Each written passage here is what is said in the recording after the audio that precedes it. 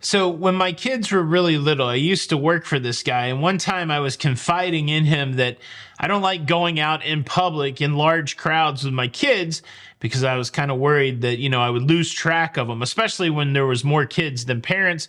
And he told me this story about one time when his son was 4 years old. Him, his wife, and his son went to Disney World in Florida, and they lost the 4-year-old. The 4-year-old wandered off, and for 6 hours, they searched for this kid, finally finding him on the monorail near the parking lot at Walt Disney World. And I tell you what, when he shared that story with me, I became hyper vigilant when it came to watching my kids in public, maybe too hyper vigilant. But man, for anybody that's a parent out there, you know that losing one of your kids, especially in a, not normal place, is a nightmare. And well, that nightmare played out yesterday for parents on a Norwegian cruise ship in New Zealand. Yeah, that plus I got to cover the person that got lost on their shore excursion. And we do have some drama on Royal Caribbean's 9-month world cruise. We have a passenger that can't get off in Brazil. Cruise news and my views. Let's talk about it.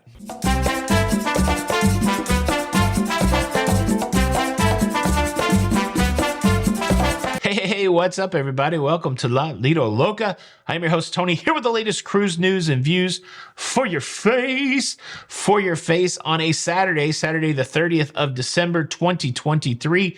And I guess if there's any kind of theme for today's show, it's about cruisers getting lost or cruisers wandering off. Let's start with the first cruise news story. We've got this big Royal Caribbean 9-month world cruise. It's starting to garner some attention in social media. There's some drama going on, but there's an interesting story that has unfolded about a gentleman who wanted to take a side trip from the big trip. He wanted to get off the cruise ship in Brazil, stay in Brazil for a couple days, visit some friends, and then catch back up with the cruise. And that's allowed. It's a process called downlining, where you get off a cruise ship in one port and you pick up the cruise ship in another port down the line.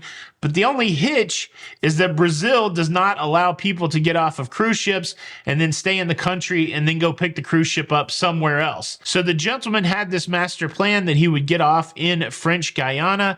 And once he got off in French Guiana, he would make his way to Brazil. He would spend a few days in Brazil with his friends, and then he would pick up the cruise in Uruguay. Well, that didn't necessarily work out. So this gentleman off-boarded in Grenada.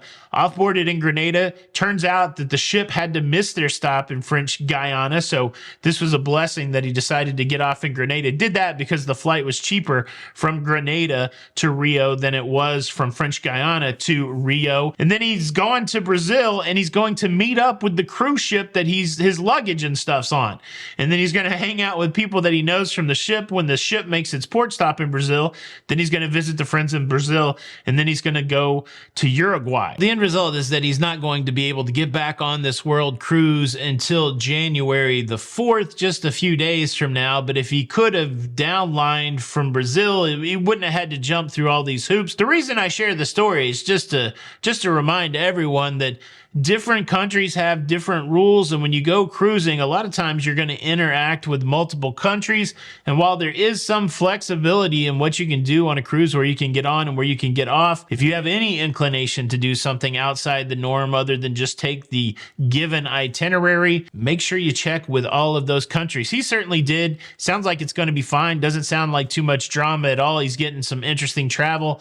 But I learned a new word today, downlining. Have you ever downlined anywhere, got on a cruise ship and took off for a few days and then got back on? I think some people did that on my cruise to Europe this year. I would love to hear those stories. Leave a comment below. Now, moving on to the next story. It also involves Grenada, but it's not like a happy Grenada story where you're getting off and getting a flight to Rio for $1,000 cheaper. This is about a cruise passenger who went out on her own. She took a bus to the Grand Atang rainforest, and then she started hiking out looking for a waterfall that she'd gotten directions for. She could not find the waterfall, and she could not find her way back out of the rainforest. forest. She missed the cruise ship. It left. Now, what was fortunate for the woman who got lost, she had cell service in the rainforest. And after she'd been lost for a day, she called her daughter in France. The daughter in France mobilized the missing persons effort. Local authorities flew a drone out over the forest, and they located her 2 days after she went missing. Yeah, this one's a cautionary tale, certainly a cruise nightmare. I don't think that you always have to book a cruise ship excursion and go with a big group of people. But I think, man, trekking out on your own by yourself without anybody really knowing where you're going and having any kind of buddy system, I think that's a little challenging also. One thing I always advocate, even if you're a solo traveler, try to make some sort of connection with somebody on a cruise ship. Have a buddy. Let somebody know what your plans are in case you don't show back up to the cruise ship. Maybe even quicker, you could get in the mix of somebody trying to locate you. Ooh, that's a scary one. I don't think I've ever really felt super lost anywhere, but I could not imagine being out in the forest by myself in a far off land.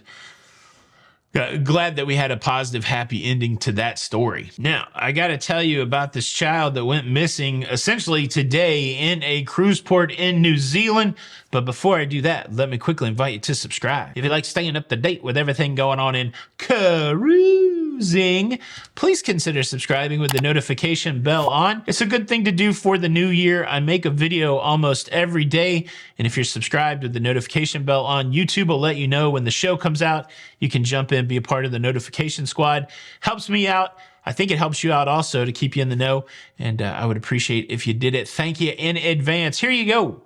There is a town in New Zealand called Dunedin. So what happened is parents got off a cruise ship with their teenage daughter, Cameron. They went to explore Dunedin, and somewhere during the day, Cameron got separated from her parents. Parents have no idea where she is at.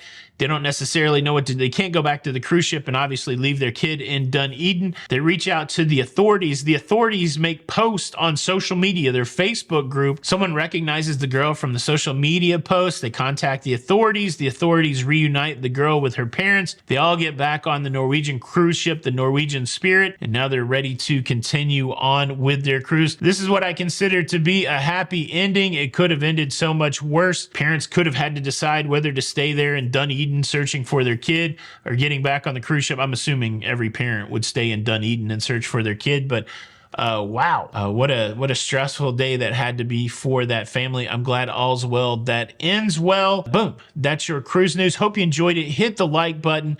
Remember, I'm gonna link whether or not I ate a hare in Dunedin. Check that video out next. This is Tony for La Lido Loca. Have a great Saturday, and until the next time, we'll see you on the Lido. Bye. Cruise news, cruise news, cruise news, it's over.